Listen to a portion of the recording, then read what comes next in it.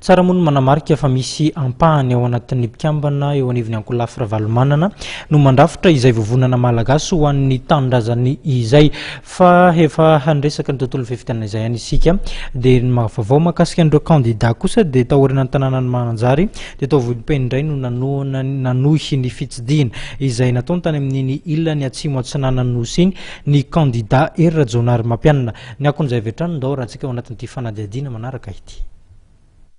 Vohipeno izay toerana nipoiran'ny Dr Julietiana Roland izay nisy nanotra ny candidat Hery Rajaonarimampianina ho candidat hifanina amin'ny fifidianana filoham-pirenena no notsidian'ny candidat ny Hery vaovao an'i Madagasikara. Nandritra ny fandraisan'ny fitenena dia nilaza ny candidat fa toerana manana otrikaina maro i Vohipeno ary vonona ny tondra fampandrosoana ho an'ity distrika ity izy. Nanamafy ihany koa ny mahazava-dehibe amin'ny firosoana amin'ny fifidianana ny tenany ary tsy adinony ny nanentana ny olona hiatrika ny fifidianana ny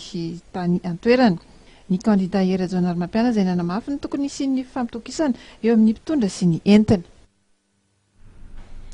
Ny lafim-baovao na ny tapatapabavao kosa zao no arahantsika ny makasika ny RSA na ny redevance de sécurité aérotière no andao arahantsika ny fampidirana azy ao anatin'ny tapakila izay irosona amin'ny taona ho avy eo ny akon'izay avetrany. Manomboka amin'ny volana febroary 2024 dia ampidirina ao anatin'ny vidin'ny tapakila ny saran'ny RSA na ny redevance de sûreté aéroportuaire izay aba mifototra amin'ny fandraisana anjara alaina mivantana avy amin'ireo mampiasa ny seranana sy ireo mpandraharaha amin'ny seranam-piaramanidina ary koa ny fitaterana entana ampandrosoana ny fiarovana ny fitaterana anabakabaka eo amin'ny seranam-piaramanidina 8 eto Madagasikara.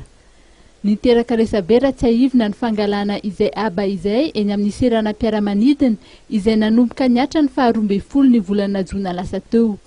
Mitetina 4,530 dolara hors taxe ny saran'izany vola aloha izany ho an'ireo sidina maharitra na long courrier ary 2,5 dolara hors taxe izany ho an'ireo sidina anatiny.